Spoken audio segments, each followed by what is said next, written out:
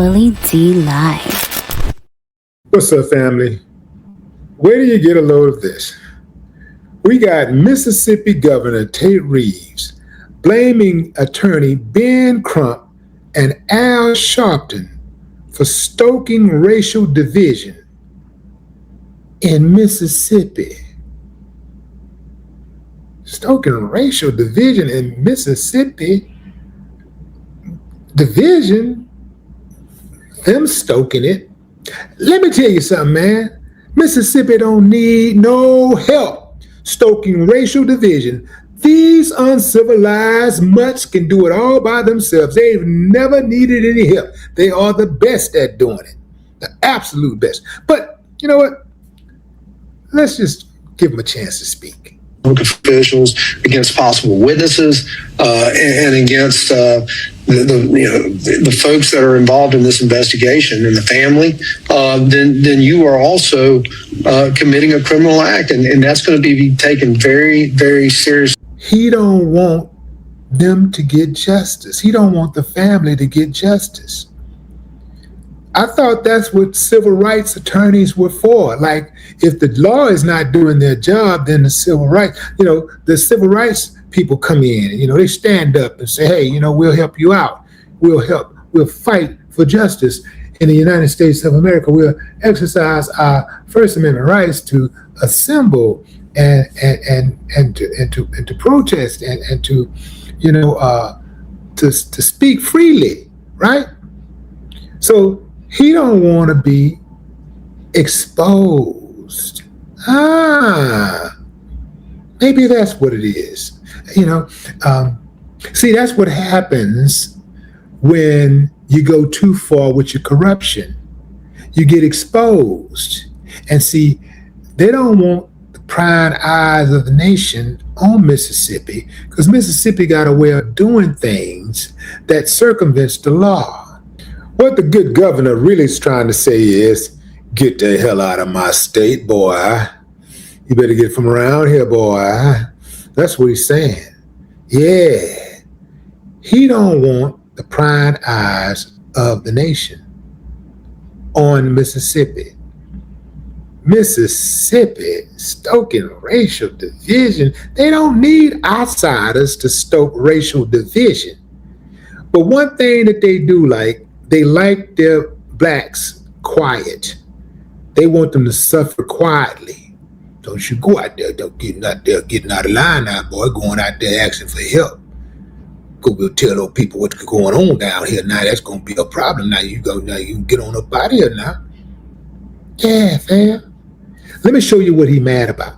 This is why the governor is mad. Death undetermined pending investigation. The manner of death undetermined pending investigation. Let me try to be very comprehensive. As Dr. Roger Mitchell said, that the focal area of red discoloration in the soft tissue of the back of the head, the occipital region, is significant because he cannot determine why you have that red discoloration in the back of his brain. He was missing his throat when they received the body, and he wants to know why they held it back. He's not drawing any conclusions, but he said he would want to examine it if there were neck fractures or compressions to the neck, and he thinks that's significant to know at autopsy.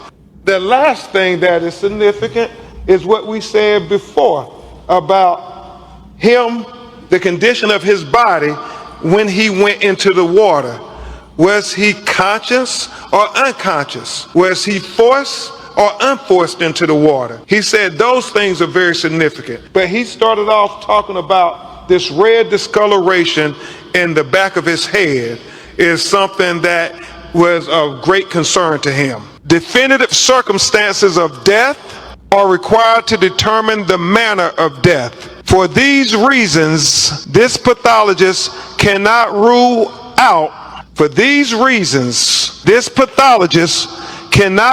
out if any intervening non-accidental factors contributed to or caused the death of Nolan Wells. Understand, he's saying based on the examination of the body, he cannot rule out foul play. Based on the examination of the body, he cannot rule out foul play. That's why he's mad.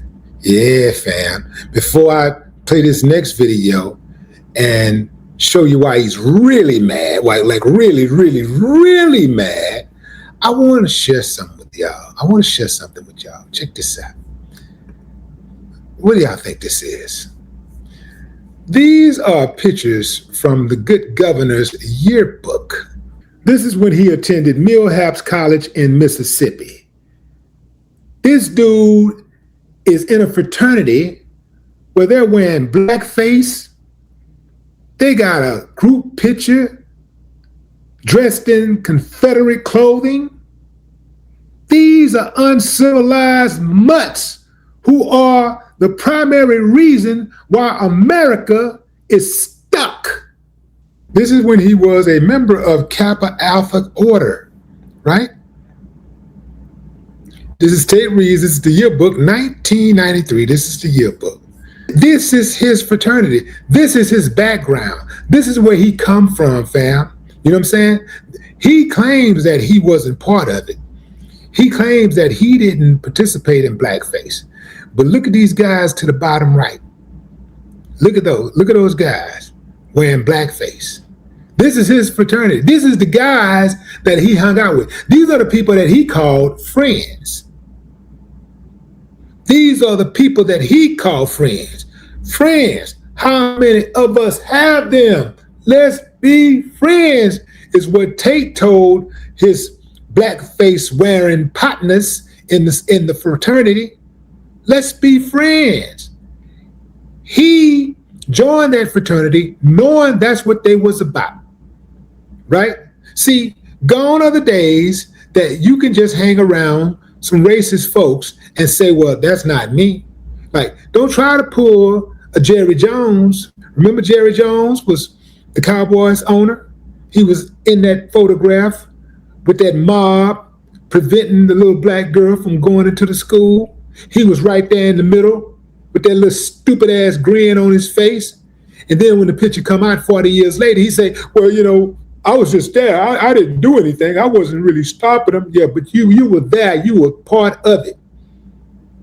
So that's Governor Tate at the bottom to the left, that picture at the bottom left, but he's on the right, looking goofy as ever. That's him. These are his fraternity brothers. And you better believe he's keeping in contact with at least a few of them. Believe that.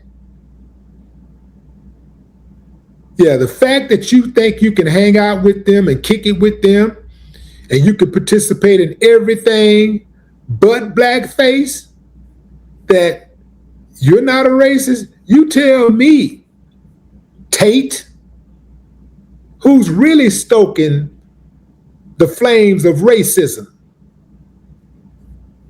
Who's really stoking racial division in Mississippi? You a good old boy. Went to school in Mississippi. You've kept the tradition going.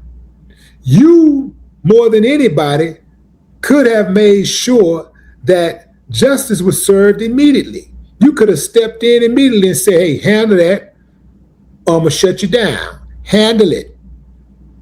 We don't need them boys, them slicksters coming out here from the big city. Now, you handle that. He could have gotten Nolan's parents justice at the gate. He wouldn't have had to deal with these civil rights activists. But no, he was just as arrogant as the sheriff was, just as arrogant as the DA, just as arrogant as the medical examiner. All of them. They want this case to go away immediately, and they don't want it to go away with justice. They want it to go away with injustice, which is something they're really, really good at. That's what they're mad about.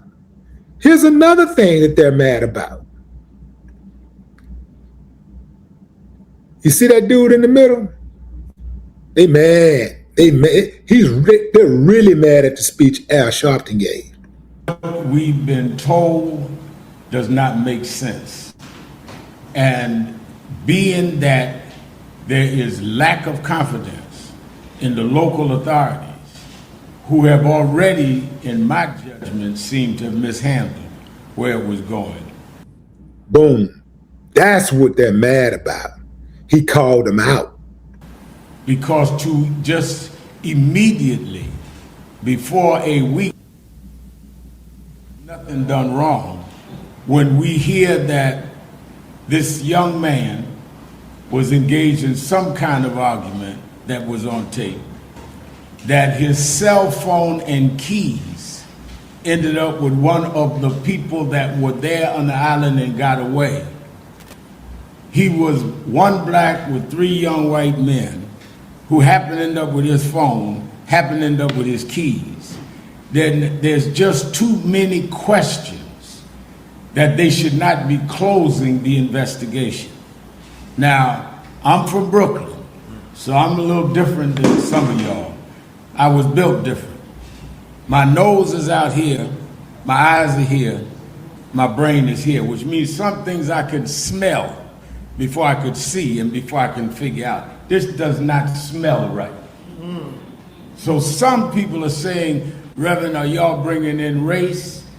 Well, we're not bringing in race, but we're not discounting race either, because we don't know what it is. So to tell us don't rush to judgment saying it was racist is fine. But then I'm telling you, don't rush to judgment saying it was not racism, because we do not know. We do know what these parents are being told and what the parents have now shared with us does not make sense. How do you end up a young, promising football player, not in trouble, mother and daddy at home, everything we tell him to do and be. They go on the 4th of July, on the anniversary of this country, going to an island, we're outing with his friends, and the friends come back, and he's left there with some story about, he said leave them behind. But then by some magic, one of the friends has his keys and his phone. Mind you, his mother tracked down the phone. They didn't voluntarily tell her they had his phone. They didn't voluntarily say they had the keys. So if they had not been tracked down, we don't know if they ever would have known where it was. Some of this doesn't make sense. So we are absolutely in National Action Network and other groups going to rally behind this family. I have told them that whatever we can and need to do, we will do it, because this smacks of some of the worst fears that we've had historically, not only in Mississippi, but in this country. And we are there until the end with them. I've been asked by the family to be in Mississippi for the funeral to officiate, which I'm going to do. We just got off the phone with Tyler Perry, the actor who says he wants to help cover whatever expenses for the funeral. Well, there you have it, fam. That's why the governor is mad. He ain't mad at the detectives for not working the case fast enough. He's not mad at the medical examiner for sending the body to D.C. with missing organs that are vital to determining the manner of death. He ain't mad at the EMS. He ain't mad at the searchers for not finding the body sooner. He ain't mad at the friends for wiping their social media accounts for inconsistent stories, for going dark, for not attending the funeral, for hiding the phone, hiding the keys. He's not mad about none of that. He mad because the family has the audacity to seek justice. Now, let me say this, fam. They always try to tell us who we should like and who we should not like. People got their issues with Ben Crump. People got their issues with Al Sharpton. People got their issues with me. But let me tell you something. If mainstream America don't like it, I love it. If America love it, mainstream America, if a mainstream America love it, I hate it. You know why? Because I know mainstream America hates me. I know the system hates black males like me. Stand up, 10 toes down, charge, red-blooded black American. Ooh, they can't stand that. Ben, Al, keep your foot on their collective necks. No more talk.